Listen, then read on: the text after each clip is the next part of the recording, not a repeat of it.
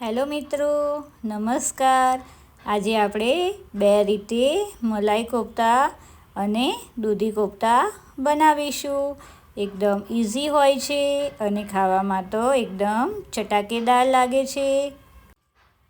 એને બનાવવાની થોડીક પ્રોસેસ લાંબી છે, પણ તમે એકવાર બનાવશો તો હોટલમાંથી લાવવાનું બંધ કરી દેશો અને ઘરે જ આ રીતે બનાવીને ખાશો.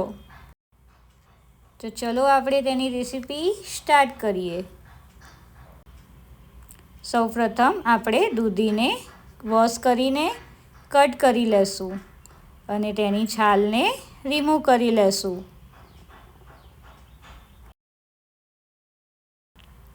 આ રીતે આપણે તેને છાલને રિમૂવ કરી લેવાની છે.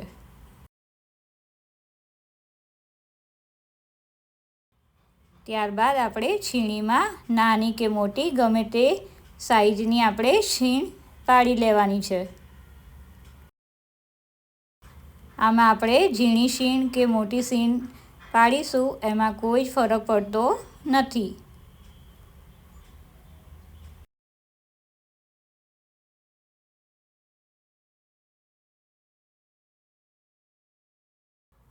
ત્યારબાદ તેમાં થોડુંક મીઠું એડ કરીશું અને આપણે દૂધીમાંથી પાણીને રિમૂવ કરવાનું છે. આ રીતે આપણે મિક્સ કરી લેવાની છે.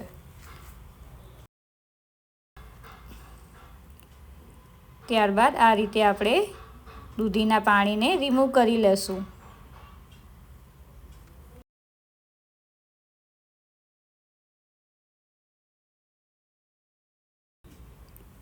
દૂધીના પાણી આપણે સરખી રીતે રિમૂવ કરવાનું છે.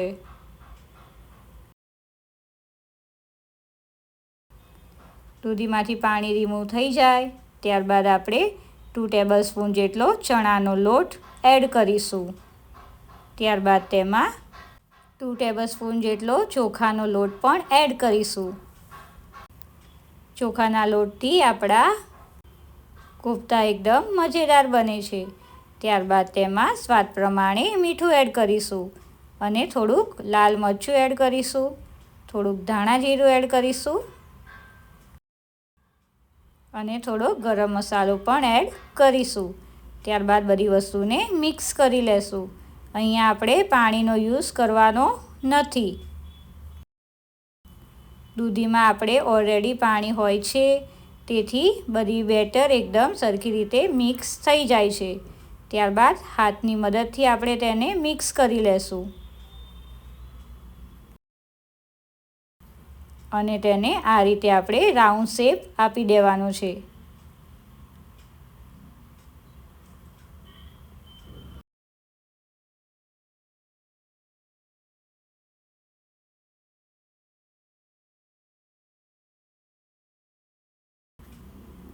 આ રીતે આપણે બધા દૂધીના કોફતા રેડી કરી લેશું.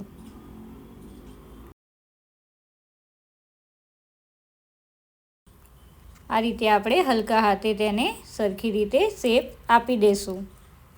જો અહીંયા તમારા હાથમાં ઓઇલ લગાવેલું હશે તો જલ્દીથી રાઉન્ડ શેપ અપાઈ જાય છે. ત્યારબાદ આપણે ચોખાના લોટ ઉપર સ્પ્રિંકલ કરી દઈશું, જેથી આપણા દૂધીના કોફતા ફ્રાય કરતી વખતે છૂટા પડી જાય નહીં. અહીં આપણે ચોખાનો લોટ લગાવવો એ ઓપ્શનલ છે. જો કે ચણાનો લોટ યુઝ કર્યો હોવાથી તેને ફ્રાય કરતી વખતે છૂટા પડતા નથી. પણ આ રીતે ચોખાનો લોટ એડ કરીશું તો એકદમ ક્રિસ્પી બને છે. આ રીતે આપણે બધા બોલ્સ રેડી કરી દેવાના છે.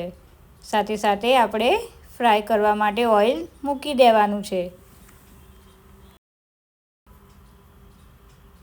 ત્યારબાદ આ રીતે આપણે કોફતાને ધીમા આંચે બી નહીં અને બહુ ફૂલ આંચે પણ નહીં, તે રીતે આપણે ફ્રાય કરી લેશું.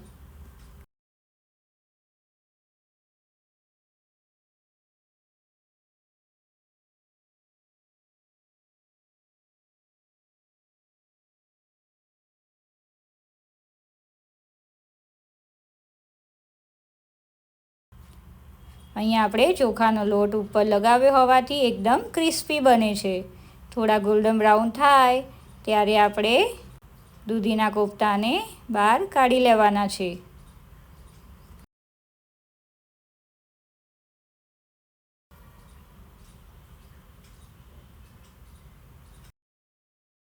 સાથે સાથે આપણે બટાકાને બોઇલ પણ કરી દેવાના છે. ત્યારબાદ તેની આપણે છાલને રિમૂવ કરી લેશું.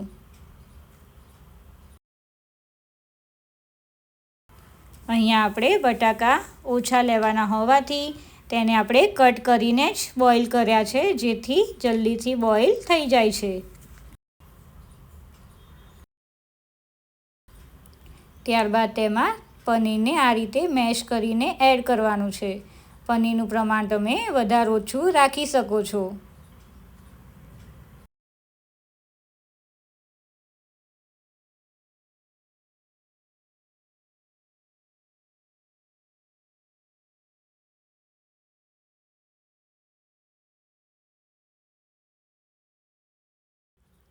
ત્યારબાદ આપણે બટાકાને પણ મેશ કરી દેવાના છે.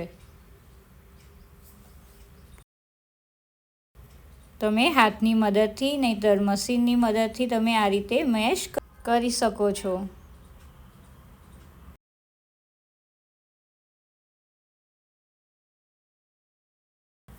બંને વસ્તુને આપણે સરખી રીતે મિક્સ કરી લેવાનું છે.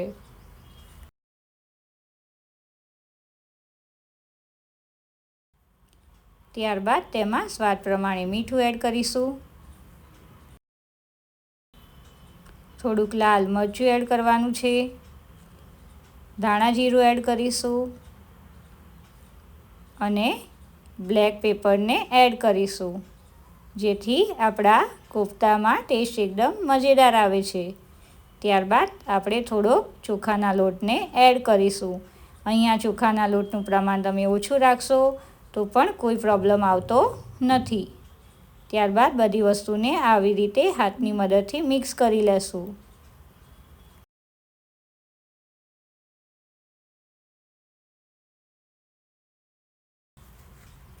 સરખી રીતે મિક્સ થઈ જાય ત્યારબાદ આપણે હાથમાં ઓઇલ લગાવીને રાઉન્ડ શેપ આપી દેશું.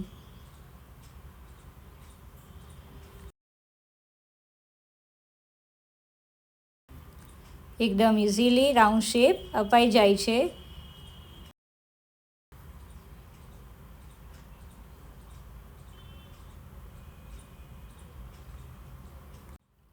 આ રીતે તમે ઘરે કોફતા બનાવશો તો તમે હોટલમાંથી લાવવાનું જ ભૂલી જશો. હોટલ કરતાં પણ વધારે એકદમ ટેસ્ટી બને છે. આ રીતે આપણે બધા કોફતા રેડી કરી લેશું.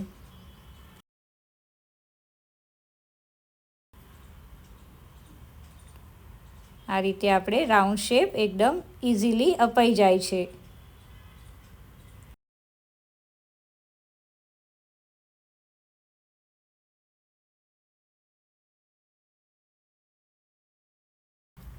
ત્યારબાદ ચોખાનો લોટ આ રીતે આપણે લગાવી લેશું. આ પ્રોસેસ કરવી ટોટલી ઓપ્શનલ છે. જો તમે એમને પણ તમે ફ્રાય કરશો તો પણ કંઈ વાંધો આવતો નથી. આ રીતે આપણે બધા કોફતા રેડી કરી લેશું.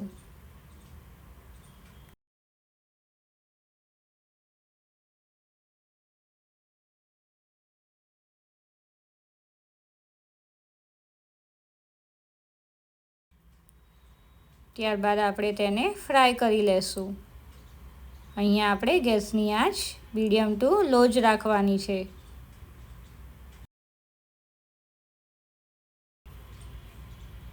આ રીતે આપણે બધા કોફતાને ફ્રાય કરી દેશું. ગોલ્ડન બ્રાઉન થાય ત્યારે એને કાઢી લેવાના છે. ત્યારબાદ આપણે આ જ કઢાઈમાં થોડુંક તેલ કાઢી લેવાનું છે અને જીરા અને હિંગનો વઘાર કરીશું.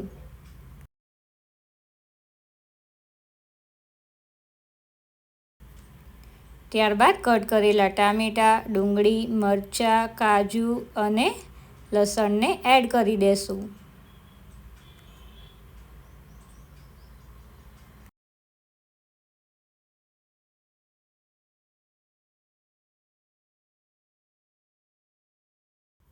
આ રીતે તેને મોટા જ કટ કરવાના છે આપણે. બધી વસ્તુને મિક્સ કરી લેશું અને 2 થી 5 મિનિટ એને કૂક કરવાનું છે.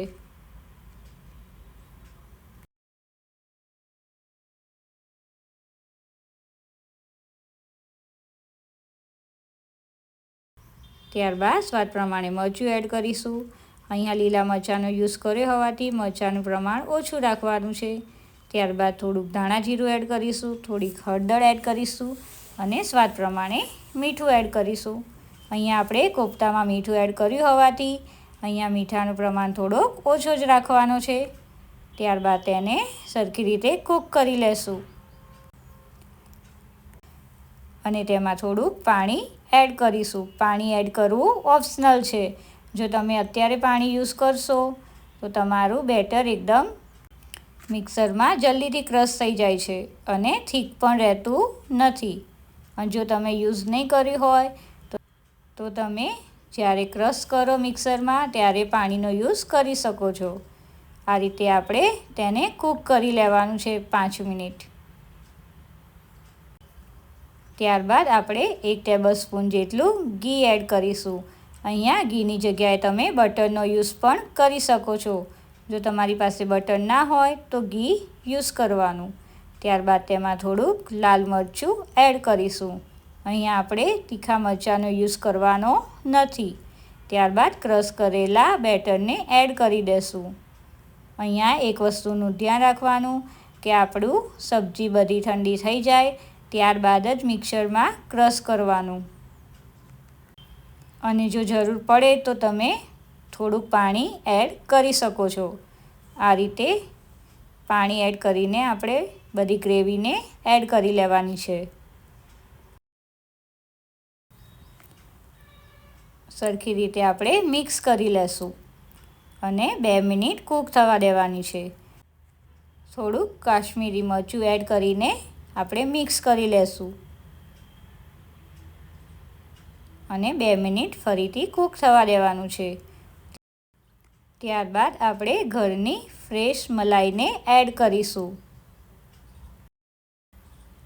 અહીંયા મલાઈનું પ્રમાણ તમે ઓછું વધારે રાખી શકો છો. તેમાં ટેસ્ટમાં કોઈ જ ફરક પડતો નથી. ત્યારબાદ ફરીથી આપણે એને 5 મિનિટ કૂક થવા દેવાનું છે.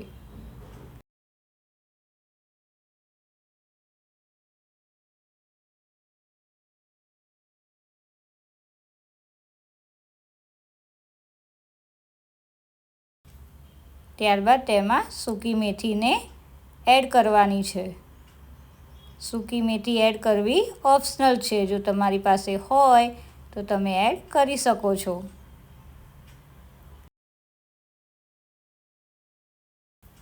ત્યારબાદ ફરીથી આપણે 2 મિનિટ કૂક કરી લેવાનું છે અને થોડોક સ્વીટ ટેસ્ટ આપવા માટે થોડીક સુગર એડ કરીશું.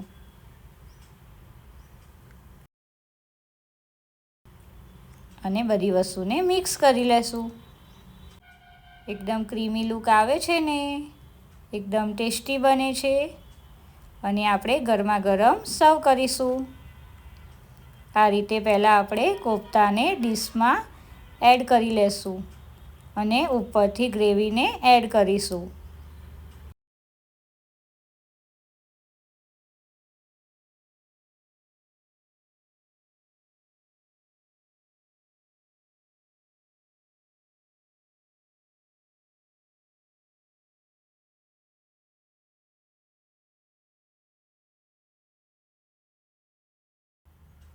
જો અહીંયા તમારે ગ્રેવી થીક ના રાખવી હોય તો તમે પાણી એડ કરી શકો છો. આ રીતે આપણે સર્વ કરીશું.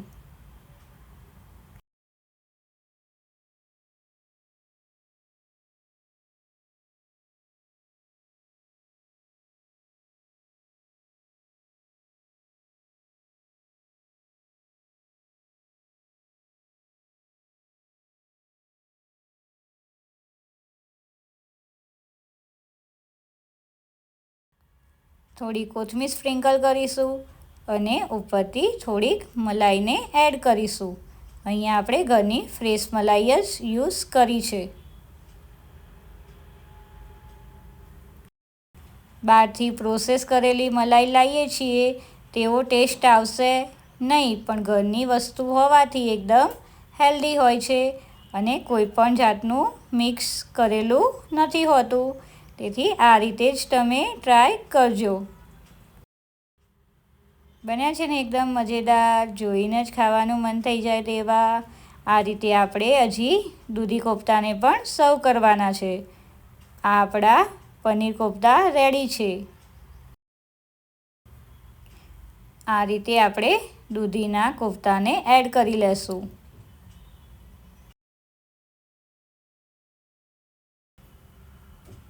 ત્યારબાદ આપણે તેમાં ગ્રેવીને ઉપરથી એડ કરીશું.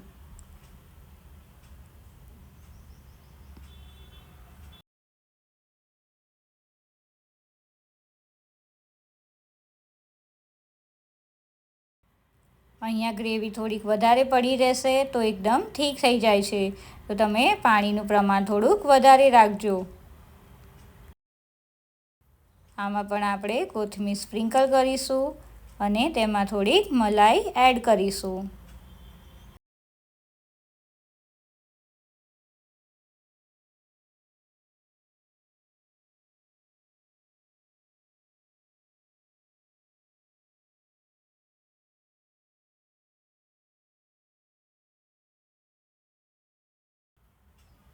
બન્યા છે ને એકદમ મજેદાર, જોતાં જ ખાવાનું મન થઈ જાય તેવા. વિડીયો ગમે હોય તો લાઈક કરવાનું ભૂલતા નહીં, અને તમે મલાઈ કોફતા ભાવે છે કે દૂધી કોફતા ભાવે છે તે કોમેન્ટ કરવાનું પણ ભૂલતા નહીં. આવી નવી રેસીપી જોવા માટે મારી ચેનલને સબસ્ક્રાઈબ કરવાનું તો ભૂલતા નહીં, અને વિડીયો ગમે તો શેર પણ જરૂરથી કરજો. Thank you. Subscribe my channel and join Cooking with Disha. Wow!